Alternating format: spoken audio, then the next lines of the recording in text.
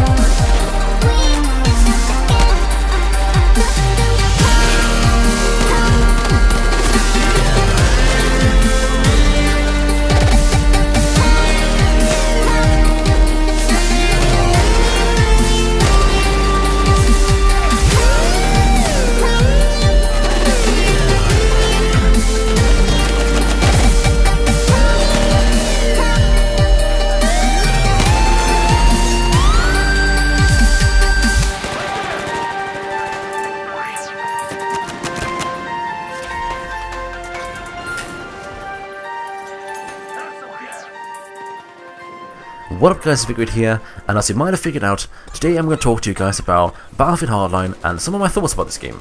But first of all, I want to make clear that this is beta footage, so what you see might not be complete, and even though it's near completion, it might be changed in the future, so keep that in mind. And speaking of beta, if you do want to get into the closed beta like I did, I will put a link down in the description, because I do believe they still take people in for that. And even if they don't worry, because I've heard it's going to be an open beta before the release, so one way or another, you will have time to play this, and hopefully by then, you will be able to make up your mind if you want to buy this or not. As of right now, I've played this game for about 4 or 5 hours, and I'm really split to what I think.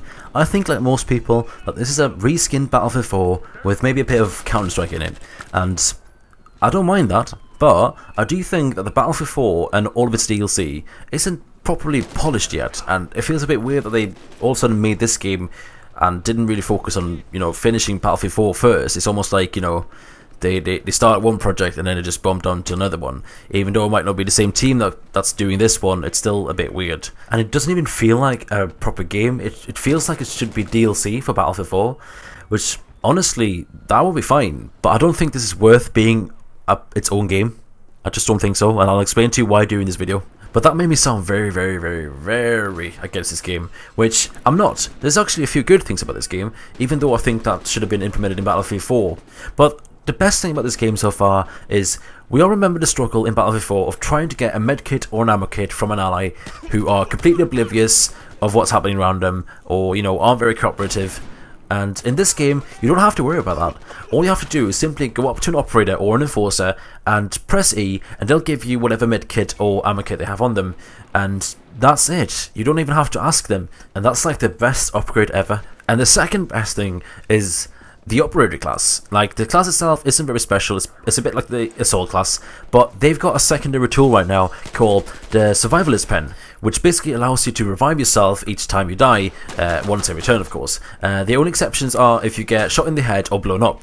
But funny enough, you can actually survive getting hit or run over by a car, which I think is a bit weird. But nonetheless, I think it's a great function for new people who keep dying a lot and they struggle to keep themselves alive, or for people like me who think it's hilarious to get killed, revive behind someone and then shoot them in the face once they turn around. I think that's hilarious, and would have loved that to be in Battlefield 4 as well. But it's not, so what can you do about it? And then that's about it, about all the good things. That's all the good things I could find about this game. There are 2 other things I'm not sure about. Like, it could be good, it could be bad. And the first thing is there are no more counter knives. So now knifing people in the face is possible compared to in Battlefield 4. And the second thing is the new feature called Riot Shield. And the reason I don't know if it's a good or bad thing is, I'm not going to say it's OP, but it's very, very strong. Like, it can survive normal guns, it can survive machine guns, it can survive grenades, almost anything. The only thing that makes it not too overpowered is the fact that you can't have a gun up while you have it up. But still, it does two-shot you, like all the other melee weapons does. Like, basically, you let someone empty a mag into you, you run up and you hit them twice and they're dead. I mean, that's a bit OP in my opinion.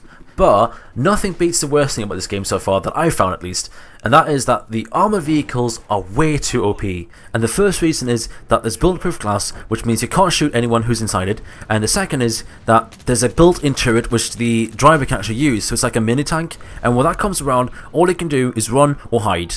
And the only class that can actually really get rid of those cars are the mechanics, because they got RPGs or mines. But I guess that's the same in Battlefield 4. I mean, if you see a tank when you're not an engineer, you're kind of screwed. So I guess it runs in the family of the franchise. But before I leave you guys to it, I want to talk to you guys about the worst thing about this game. And at release, this is set to be released at a price of £50, which is what, about $85. And that's a crazy price. That's ridiculous. Like, this game is not worth £50. I mean, who would? Like, would you? Like, I know I wouldn't. £50. That's like, sure, if there was DLC included, which there isn't, then maybe that price would be justified. But it's like, I know games that aren't even going to be £40 when they come out. And I mean, it's not worth that kind of money. But all I can say to you is, don't pre-order this game. Don't even buy it at its full price if that's how it, ends up. Wait for a price reduction then. And before you do anything, try the game in any form of beta, because if you buy this game at £50, you gotta love it.